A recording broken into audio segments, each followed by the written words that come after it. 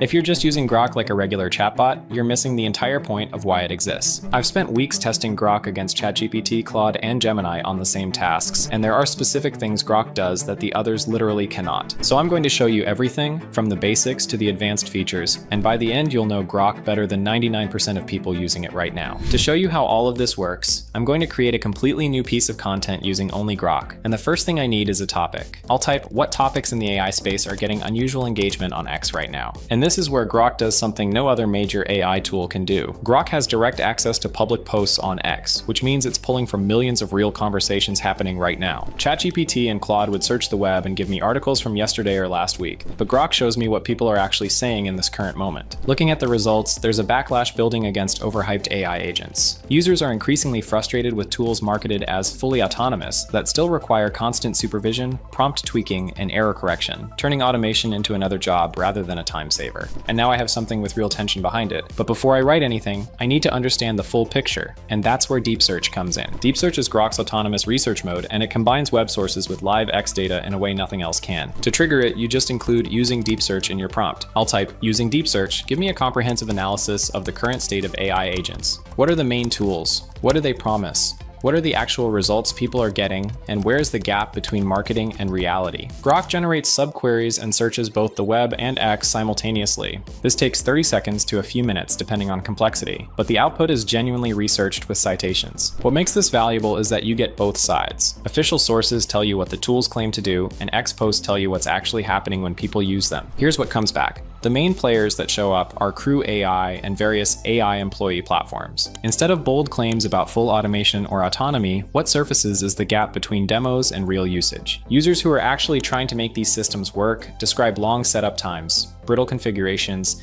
and agents that frequently hallucinate or fail once workflows become multi-step. Rather than running independently, these agents require continuous supervision, prompt adjustments, and manual intervention, turning what looks impressive in demos into a frustrating, high-maintenance experience in practice. And now that I have the research, the next step is writing the script. And this is where Grok immediately separates itself from the competition. One of the first things you'll notice is that Grok is trained to be significantly more direct than its competitors. While ChatGPT hedges and Claude tries to stay perfectly balanced, Grok is willing to actually take a position, which is exactly what you need for content that cuts through the noise. To make sure that attitude carries through to the writing, I'll set up some custom instructions. Inside the dropdown on the right, I'll tell it specifically to write with confidence, no hedging language, take clear positions, be conversational, not formal. With that locked in, I can finally type, write me an intro for a piece about AI agents being overhyped. The angle is that set it and forget it. Automation is mostly marketing, and reality requires constant supervision that defeats the purpose. Make it punchy, and Grok starts with a direct statement that takes a stance.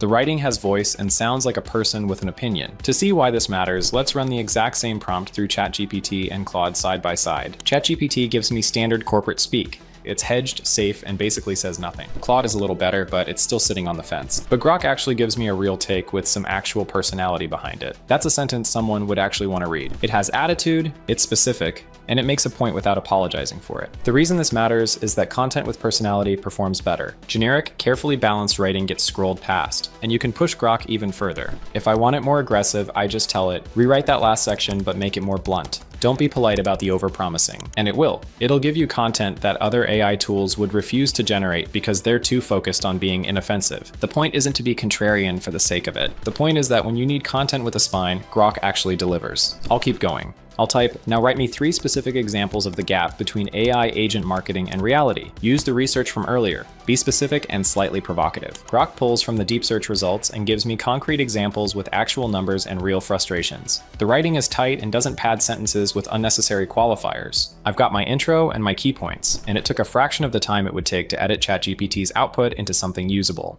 Now I need a visual to support this content, and Grok handles that too. On the left sidebar, there's an option called Imagine. Click it and you're in Grok's creative mode where you can generate images or videos. I'll select image from the dropdown and choose 16:9 for the aspect ratio. The content is about AI agents being overhyped, so I want something that captures that tension visually. I'll type, a robot sitting at a desk looking overwhelmed, surrounded by floating error messages and tangled wires, dramatic lighting, digital art style, slightly dystopian mood. And right off the bat, it gives me a lot of options to choose from. I can just keep scrolling and it will keep generating new images endlessly. It really speeds up the process because I don't have to stop and hit generate again. I just scroll until I see the one I want. This is significantly faster than the typical workflow where you generate, don't like it, tweak the prompt, generate again, and repeat. Grok also handles requests that other tools are more restrictive about. If you want to generate an image of a public figure giving a keynote or a movie character in a new scenario, Grok will do it where other tools often refuse. For video, switch to video in the dropdown. I'll type a robot at a desk.